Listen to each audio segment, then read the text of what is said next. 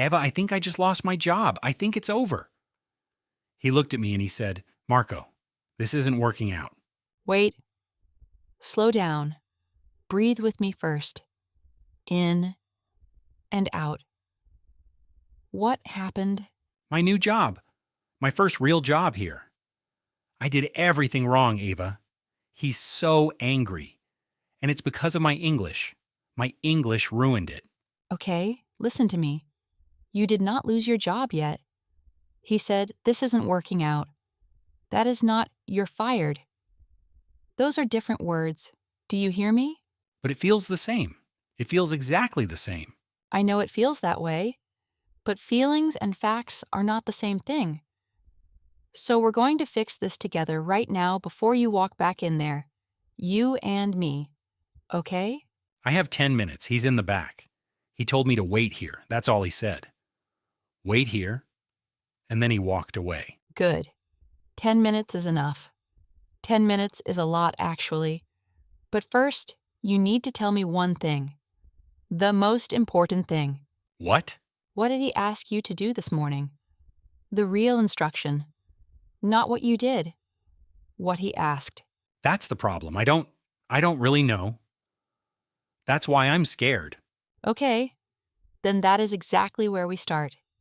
This job, tell me why it matters to you. Say it out loud. It matters because it's everything. The rent is due in 2 weeks. This is my first paycheck in this country. My first one. If I lose this, I have to start again. From zero, new applications, new interviews, more waiting. Right. So the stakes are real. I'm not going to pretend they're small. And it's more than money. When I got this job, I felt like, finally, I belong somewhere here. I have a place to go in the morning. People know my name. And now I think they're going to say, he can't even understand us. Send him home. Marco, look at me. Nobody is sending you home. You made one mistake on one morning. That is a normal thing. People who speak perfect English make mistakes at work too. The difference today is one thing, and only one thing. What's the difference? The difference is that you're going to go back in there and use your words to fix it. Most people just hide and hope. You're not going to hide. You're going to talk. And I'm going to teach you exactly what to say. But my hands are shaking. My voice will shake too. He'll hear it. Let him hear it. A shaking voice is still a brave voice. Now, 3 little words first. The first key is this. I misunderstood. Say it with me. I misunderstood. Misunderstood. It means you heard it, but you got it wrong in your head. It's gentle. It's honest. It doesn't say, I'm stupid. It says, the message got mixed up. Repeat after me, slowly. I'm sorry. I misunderstood. I'm sorry, I misunderstood. One more time. A little slower. Let the word sit. I'm sorry, I misunderstood. Perfect. That's a phrase you'll use for the rest of your life. Now the second key. When you don't understand, you don't nod. You ask. The phrase is, could you say that again, please? But that's the thing, Eva. This morning I didn't ask. He said something fast and I just said, yes, yes, yes. And I smiled and I had no idea what he said. Ah. So now we know what really happened. You, yes, yes, yes'd. Everybody does it when they're scared. You smile and nod and pray. But the smile and nod is the trap. That's the thing that got you here. So what should I have done? You should have stopped him and said, could you say that again, please? Let's practice it. Repeat after me, slowly. Could you say that again, please? Good. Now imagine he talks fast. Really fast. You only catch 2 words. What do you say? I don't know. I freeze. You say, I didn't catch all of it. Catch here means hear and understand. You didn't catch it. Try it. I didn't catch all of it. Beautiful. Now we have 2 repair tools. I'm sorry, I misunderstood. For after. And could you say that again, please? For during. Say both, back to back. I'm sorry, I misunderstood. Could you say that again, please? Look at you. 10 minutes ago, you were melting. Now you have tools. But here comes the hard part. We still don't know what you did wrong, so let's find out. I'm going to be the manager now. Ready? I'm not Eva anymore. I'm your boss. Okay, wait. Okay, ready. Marco. This morning. I told you, leave the back room for now. Just do the front. The shelves up front are empty and customers are coming. What did you hear? I heard back room. I heard do the back room. So I went to the back. For 2 hours, I filled every shelf in the back. And the front was empty when the customers came in. There it is. That's the whole mistake. He said, leave the back room. You heard, do the back room. One little word, leave. And your whole morning went the wrong way. So it really was my English. I really did ruin it. No. Stop. You missed one word. That is not ruining anything. And now you understand it perfectly, which means you can explain it. Listen, when you go back, you're going to do 4 small things. 4. Are you counting? 4 things, I'm counting. 1. Get his attention politely. 2. Apologize and name the mistake. 3. Ask to confirm what he wants now. 4. Ask for one more chance. 4 steps. We'll practice each one, okay? Okay, step 1, how do I even start? Do I just walk up to him? You don't just walk up and start talking. You ask first. You say, "Excuse me, can I talk to you for a minute?" That little question gives him a second to turn around. Try it. Excuse me, can I talk to you for a minute? Warm, calm. Now I'm the manager again. You just said that to me. And I turn around, and I'm a little annoyed, and I say, "What is it? I'm busy." Now what? Sorry to bother you? Yes. That's perfect, actually. Sorry to bother you is exactly right when someone sounds busy. You're being polite, not weak. Then you move to step 2, the apology. Say, "I'm sorry about this morning. I misunderstood you." I'm sorry about this morning. I misunderstood you. Slower. Look him in the eyes when you say it. The eyes matter more than the accent. I'm sorry about this morning. I misunderstood you. Good. Now name it, be specific. Say, "You said leave the back room. I thought you said do the back room, so I did the wrong thing." You said leave the back room. I thought you said do the back room. So I did the wrong thing.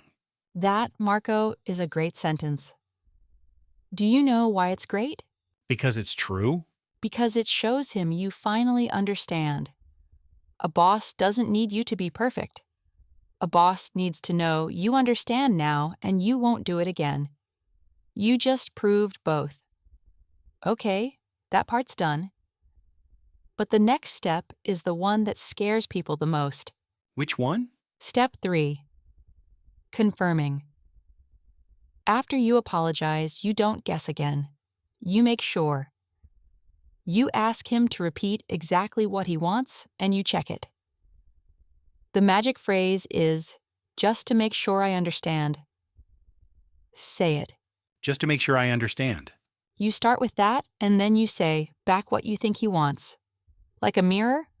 "Let's try the whole thing. I'm the manager."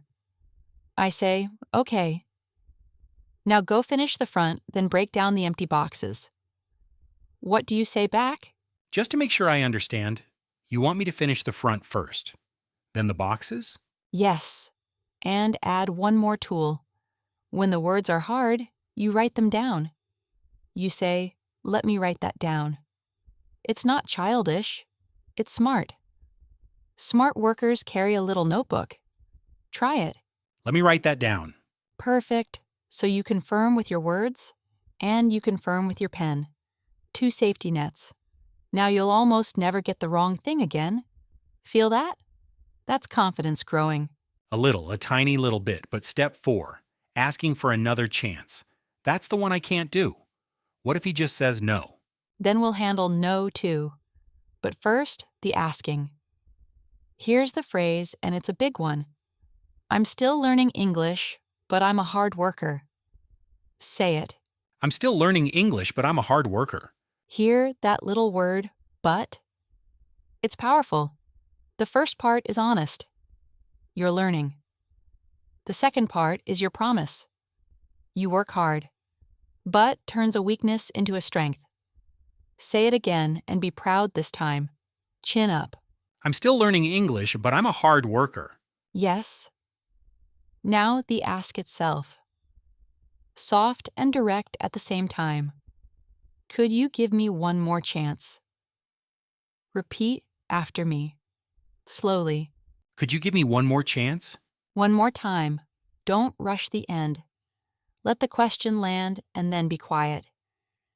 Silence is okay. Could you give me one more chance? That gave me chills. Okay. Let's put it all together now, full speed. I'm the manager, I'm busy and grumpy. Don't break. Ready? Go. Excuse me, sorry to bother you. Can I talk to you for a minute? What is it? Make it quick. I'm sorry about this morning. I misunderstood you. You said leave the back room. I thought you said do the back room. So I did the wrong thing. Yeah, you did. The front was a mess when people walked in. I know, I'm sorry. Just to make sure I understand now, you want me to finish the front first and then break down the boxes? Let me write that down. Okay, that's better. And then? I'm still learning English, but I'm a hard worker. Could you give me one more chance? Marco, stop. Come back to me. That was incredible. You did all 4 steps without one mistake. No, that was practice. With you. You're soft with me. He won't be soft. When it's real, my brain will go dark again. I'll forget every word. I always do. Marco. Maybe I should just quit first. Quit before he fires me. Then it's my choice, not his. It hurts less that way. No, listen to me very carefully. I'm done being the manager. This is me, Ava, your friend. Quitting before you try is not protecting yourself. It's just losing, quietly, alone, with no one to say no. And it teaches you the worst lesson, that hiding is safe. It isn't. But what if he says no anyway? What if I do all 4 steps perfectly and he still says no? Then you will have lost a job, but you will not have lost yourself. You'll walk out knowing you can do hard conversations in English, and that follows you to the next job and the next one. The job can say no. The skill is yours forever. Nobody can fire you from that. I never thought about it like that. And here's the honest truth, the part I won't sugarcoat. He probably won't say no. Bosses don't love training new people. Finding someone new is expensive and slow. A worker who shows up, owns a mistake, and asks to fix it? That's gold. You're about to look better than you did this morning, not worse. You really think so? I really do. You don't have to be perfect, Marco. You just have to be brave for 60 seconds. 60. You already did it once. With me? Now do it once more. For real. I'm right here. I'm not going anywhere. 60 seconds. Okay. He's coming out. Eva, he's coming. What if I... No, what if? Eyes up, breathe, go. I'll be the manager one last time, because that's what's about to happen. Go. Excuse me. Sorry to bother you. Can I talk to you for a minute? Marco. Yeah. Look, I wanted to talk to you too, about this morning. I know. I'm sorry about this morning. I misunderstood you. You said leave the back room. I thought you said do the back room. So I did the wrong thing, and the front was empty. I see that now. Okay, go on. Just to make sure I understand going forward, when you give me a job, I'm going to ask you to say it again if I'm not sure. And let me write that down, so I never do this again. That's fair. I can do that. I'm still learning English, but I'm a hard worker. I was here early, I stayed busy, I did fill the whole back room, just the wrong room. Could you give me one more chance? You know what?